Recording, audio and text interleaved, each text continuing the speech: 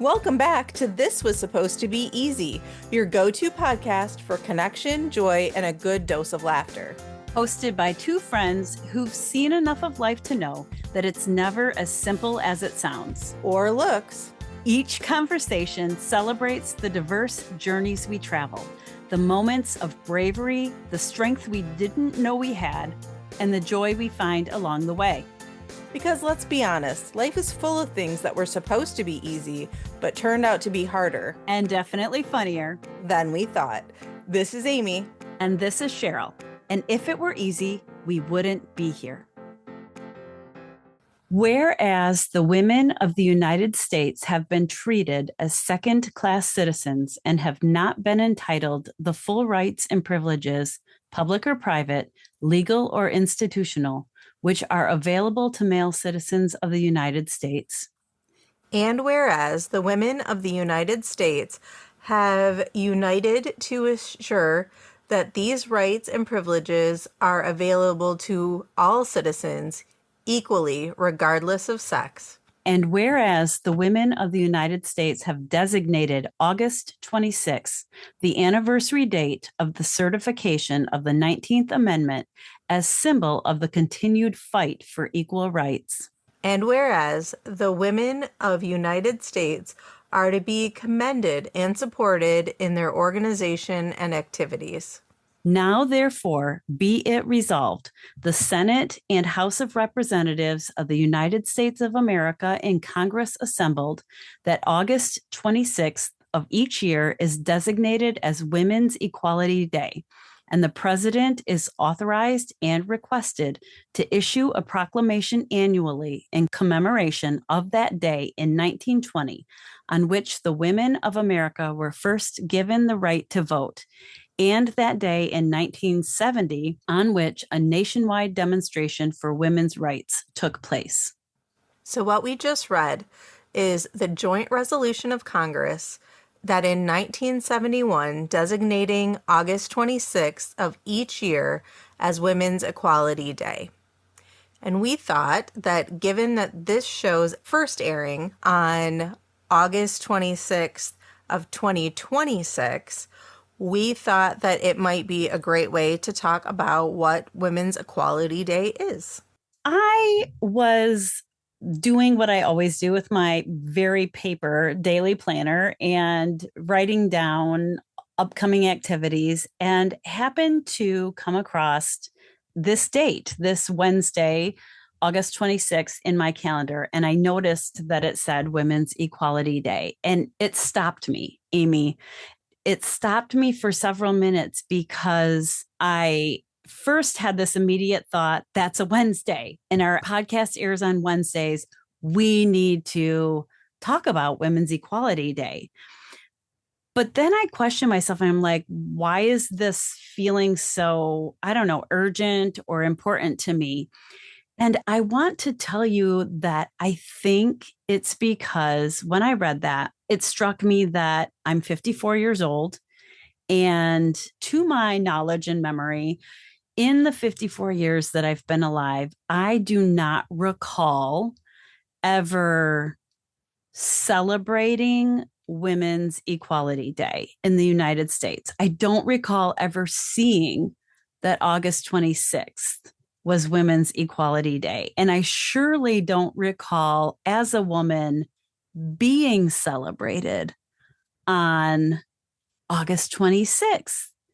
And I don't know, I thought this is our chance to do something different about that. Hopefully there are a lot of people all over this country who are like, I knew that.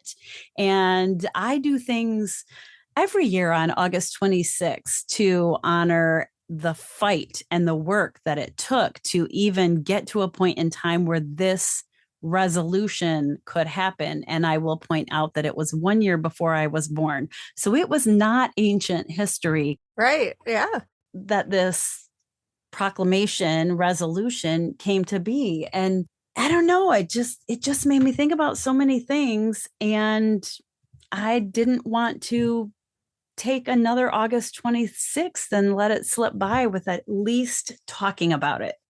Well, I'm happy that you did. I think that it's a great thing to talk about. And I know earlier in this year, we went and saw the musical Suffs. And Hmm. I know that that was something that we kind of talked a lot right afterwards, and so for anyone that doesn't know the musical Suffs and what it's about, and Cheryl, jump in because I never quite have my two-word sentence kind of completely put out there, but it's really women's suffrage and it's about women getting the vote. And so it talks about it kind of generationally Hmm. and what that looks like and over quite a few years of how that came to be and what happened to the women that were at the front lines, making sure that that happened. And it was it was wonderfully, beautifully done, but also just kind of made you think about the importance of that. I remember going to the show already revved up. I had just spent the day with, actually, we were at the same event in Lansing, and it was Capitol Day. So it was a day where we were actually working as advocates to encourage our elected officials to think about the decisions that they're making in terms of funding and rules and all sorts of things surrounding the early childhood profession and the childcare world. And we spent the morning hearing some really heart touching stories of struggle and also hearing how there have been these moments of success. And I don't want to get into all of the details of that, but we spent the morning hearing information, hearing stories, hearing what's what and what's happening in the profession when it comes to decisions being made in state government and federal government. And then we went out and met with our elected officials or representatives for our elected officials. And I had a conversation that didn't leave me feeling very happy. It just kind of made me angry and feeling like were so many unfair, I don't know, practices, thoughts, ideas going on. And I went right from that experience into a vehicle and onto the show Suffs. And so I got there already. Like, I go to most of these shows and do not buy any merch. Before we even walked into the theater part of the show, I was in the merch line because I saw a hat. I'm like, if you're sitting with your little kids right now, you might need to plug their ears. But I saw a hat that said Great American Bitch. Mhm. And I was like, gotta have that. And I bought the shirt too. And we sat down in the show, and there were just so many pieces of the story, right? You talked about generationally. It might have been the first time that I had really thought about how times change and what we're fighting for shifts and grows. And if we don't shift and grow, we start to maybe not be as supportive as we had hoped we were. And it was the first time I really thought about some of the phrases that are used to describe women's actions, women's feelings, women's thoughts, and how the importance and the value of them can be downplayed by just calling someone a name, which is why I bought the hat. But I didn't even really know it yet. But also, it was very clear in the show that these were suffragists. And I'm pretty confident I grew up hearing them called suffragettes. And that was sort of one of the points, right? Like, we can minimize the value, we can minimize the importance just by the word we use to describe it. Yes, and it was almost used in that play of saying like suffragettes, like, oh, isn't it cute? Mm-hmm. And like that these little women are coming together with their cause and not giving them the credential of the activists that they really were. Right. And so I don't know, as soon as I saw it in my calendar, and that show came circling back to me, because I've said to you several times, when are we going to talk about that show on the podcast? And when I saw that date on the calendar, I just thought, now's a good time. And so, to anyone listening, whether you're listening on August 26th or you're listening any other day of the year, I am going to say that I am celebrating Women's Equality Day now and every day. So I just want to comment that I looked up the definition as you were talking of et. And it means used to form nouns meaning similar versions of something, but it means little one. So thinking of it as like kitchenette, a small kitchen, diskette, a small disc, banquette, but then going into the feminine form, it gives the example of majorette, suffragette, usherette, those types of things, but all from the phrase of little one. So it is very much a diminutive word. And if you think of when we say, oh, so they're so little, they're so cute, but it's a very passive way to do that. And so, yes, when women were called suffragettes, it was meant to be diminutive, sweep them away. Aren't they so small, cute, and little? I feel like I'm raising my right hand right now and saying, I will never again say the word suffragette. They were suffragists. Yes, that is a good way to do it. Yes, thank you very much. Lately, I have been very purposefully, as I scroll through reels and watch different things, it's almost always crafty things, flowery things, cooking things, because social media knows what I like. But every once in a while, I'll come across some good activists and advocates who are making posts on social media. And I just want to point one of those out. Amy, I'm not sure if you follow this person, but you might want to if you don't, and other people might want to. And so I just wanted to put it out there, maybe as my contribution to Women's Equality Day. I follow an account called Girl News. And the person who makes the post is named Blair, and she's almost always running. So it's just kind of her running, and then there's words that come up on the screen. And the whole point of this account is that 75% of news is about men. And I have not fact checked this. Okay. I'm just telling you why her account is in existence. And so she made Girl News to sort of change that. And so, Amy, when I talk about your brain's RAS and what you tell yourself is important, your brain will start to notice more often and more of. And so the idea is sort of along those lines, right? What we consume, what we pay attention to, our brain filters in more, and therefore it becomes our reality. And if we don't know what's going on with women, if we don't know that August 26th is Women's Equality Day, or that even our country has something called Women's Equality Day, how can we possibly form opinions or be heard or make change? And so this idea of Girl News is that she just posts what's happened today. That's Girl News. And so it might be something celebratory. It might be something that makes you angry. It might be any kind of news. But her idea is you need to know more about what's going on around the world for women. And so that's just one contribution I wanted to make on this Women's Equality Day is, hey, here's someone that you might want to take a look at if you're interested in getting more news. Love it. I think that is an awesome way to do it. I feel like I remember you sharing at some point that you had experienced some form of a Women's Equality Day when you were traveling to another country.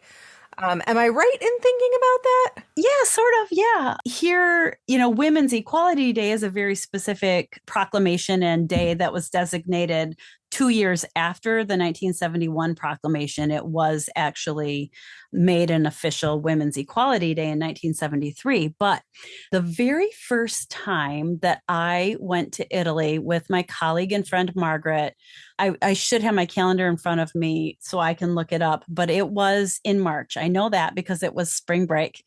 And Margaret and I were walking down the street in Florence, and just everywhere there were these beautiful little bouquets of, I'm going to say flowers. They were almost like little yellow balls on a stem, and they were just being given away to women. And we walked up to a table and we're like, "What's this for?" And they're like, "You're women's." And we're like, "We are women's." And they handed us a bouquet. And we're like, "But why are we getting a bouquet? Because we're women." And they're like, "Well, it's International Women's Day." Again, I had never heard of that. And it was international. And I didn't hear about it until I was in a different country, until I was in Italy. It was more than getting handed a bouquet in the street. It was, what? In Italy, they celebrate women like this? And then we realized that we could get into any museum. We were in Florence, and so there were Boboli Gardens, which, was attached to the Pitti Palace. And admission on that day was free for every woman. It was just this weekend day of, yay, let's celebrate our women, go free here, go free there. It was sort of mind blowing to me that I had never heard of it, and that people were celebrating in a way of giving away flowers on the street and free admission to something. And I fortunately have heard a little bit more about it in the last couple of years, even here in the United States. But I think, why did it take 20 years to hear about it here? That's a good point. If that makes sense. So, yeah, thank you for reminding me of that story, Amy. Well, good. Yes. This whole conversation is one of those things that you see the frustration in that I'm sure there is somebody saying, out there, well, there's a reason to celebrate everything and, to what end and, those types of things. And so then they cut it down. It's a Hallmark holiday. All right. It's a Hallmark, yes, it's a Hallmark holiday. You women are Hallmark holidays. Right, right. But I think even that is in that it is a way to kind of, quiet down. Isn't it cute? Like they want a day, they can have a day type of a thing. And I would hesitate to say, for anyone that is saying like, tell me one thing a woman can do that a man can't because she doesn't legally have a right. And I think that as we even think about those types of things, I think it's still important to recognize maybe there are things that women can do that men can do, and legally we are more equal. But I also wonder if there is the same level of challenge or if there is still the same assumption. And I remember a couple years ago, and I know we've recorded a podcast on this in the past, and I think it's just so important that we continue to bring it up, is that term, and we've used it in a few different podcasts, but of sponsors. And to take into account, just again, as I kind of talk about what a sponsor is. And so a sponsor in the sense of what we mean it is primarily, I would say primarily for women, even though you don't have to be a woman to be a sponsor. But we talk so much about mentors. You need a good mentor and mentor. And the issue with mentor, and I have no problem. I'm doing a lot of really amazing things in the world of mentors, and I've had mentors over my life. You've been one of my mentors, Cheryl, in my life. So mentors are so important, but mentors oftentimes can share how I've done it, and you might want to try to do it too. Where we all know that situations don't always happen that way. And so I also will use that you have been one of my sponsors in life too, where you speak someone else's name into the room that maybe you're in and the other person would like to be in. Or maybe even the other person didn't know that they should be in because they've never even known that that room existed. And so I think that it's just continually important that we bring awareness to that idea of sponsorship and how we continue to empower other women to know the rooms that they should be in and that they are capable of being in, even if they didn't know that that was a possibility. Yeah, I really appreciate you bringing that back up, because I do feel like for many, many years of my life, I can't say I was trained to be, but for whatever reason, the culture, well, I probably know what reason, the culture supported you being catty about other women, making snide comments about their outfit or the way they looked or whatever it was. And wow, that was a big deconstruction for me that I still feel like I catch myself having a thought and thinking, what are you doing, Cheryl? Like that is another human being, that is another woman, and she gets to make her choices for herself without your opinion. And I want to always be working to become more of a woman who is supporting other women in their goals, in their dreams. And that means listening to them because I can't assume that because I like something, someone else likes something. So it circles back to listening without judging and asking those questions. You are so good at asking. You asked some good ones when we were together earlier this week. You, Holly, Yes. and I. Yes, you asked some good ones. That's also a little teaser because the next episode is about our time that the three of us spent together. But yeah, I really, really, really, in this phase of my life, want to, as purposefully as possible, continue to grow as someone who supports other women that are around me and look for opportunities to mention their name. You're right, Amy. Like, just look for opportunities to suggest someone who you know has an interest or someone who you believe has a skill that could contribute to whatever's happening in the room where it's happening. I just think about all the women before me who opened doors, and it might have been big doors and it might have been women that I have never met, but there have been women before me that I have met and people who have encouraged me along the way or told me that I had a strength or a skill and encouraged me in using that skill, told me that their expectations were higher than my own expectations for myself. And just hearing that often was the pin that, just needed to be pushed in or pulled out, whichever way you want to think about it, to make me think, no, I can go get that master's degree while I'm working, while I'm starting a family. I can get that doctorate degree. I can think about myself as a potential professor.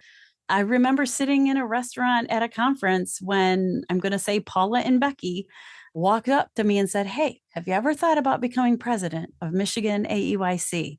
And just asking me that question, I'm like, "Oh, no, no, no, no." And they sat down and they're like, "No, we're serious. And it's time to put your name on the ballot if you're interested." And that was women supporting women. That was someone coming before me and saying, "There's an opportunity. We think you could do it. And we want to encourage you to try." And then I said, "Okay, when I need that letter of recommendation, guess who's writing it?" And they did, by the way. But I guess I'm sort of publicly pledging, like, I do want to be today's, I'm not going to say suffragist, but encouragist. Sure.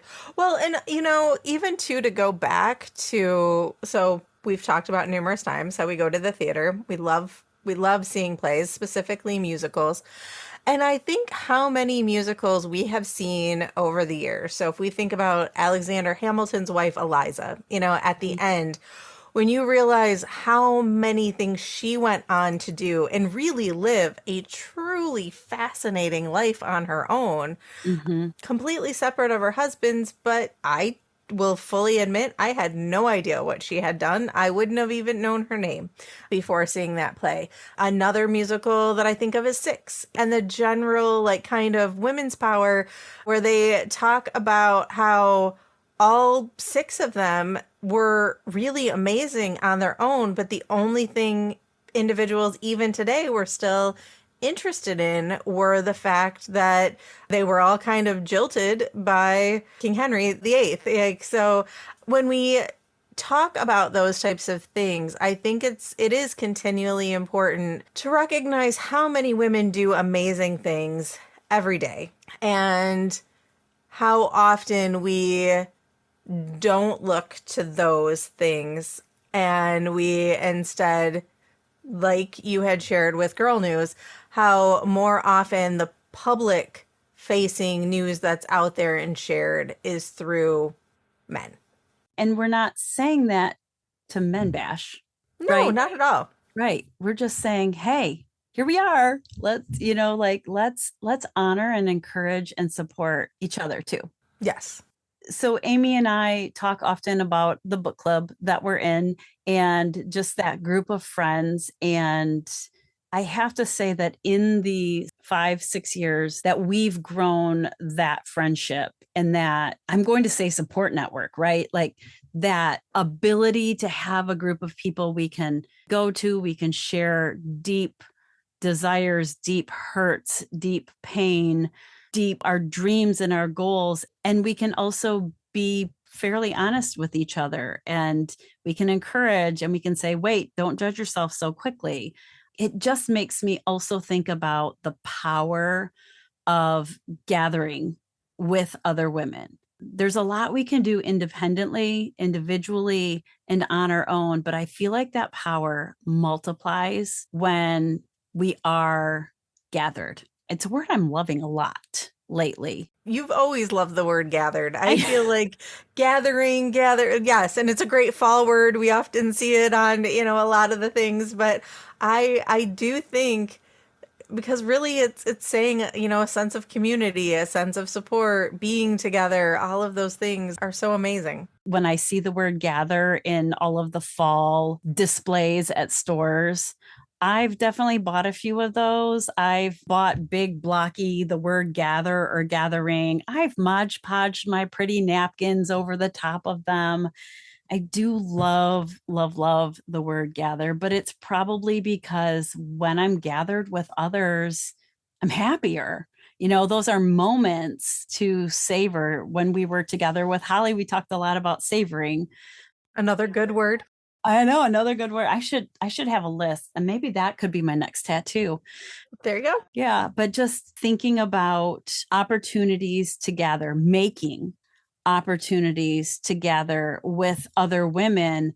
And I kind of am thinking about the bingo cards that we've done, Amy, and maybe because we're about to enter a new season in terms of school years and actually a new season for us too. We are really close. I think we're 2 episodes. We're in the second to the last episode of season 2. So there's a new season of this podcast coming. But as I think about the next season of anything, really wanting to be more purposeful in gathering with other women, whether that's a dinner or a writing retreat that we're going to talk about in the next episode, or the book club, or the trips that I take groups on. I am looking forward to gathering more with other women and using those opportunities to celebrate who we are. I agree. I think that is an amazing opportunity to do those things. And I too love the idea of coming together with other women in any capacity. I think as we probably get close to the end, I'm grateful that you brought up that piece about having sponsors and thinking about who could I try to sponsor again, who could I try to sponsor in this next season? Who could I be there for as a woman?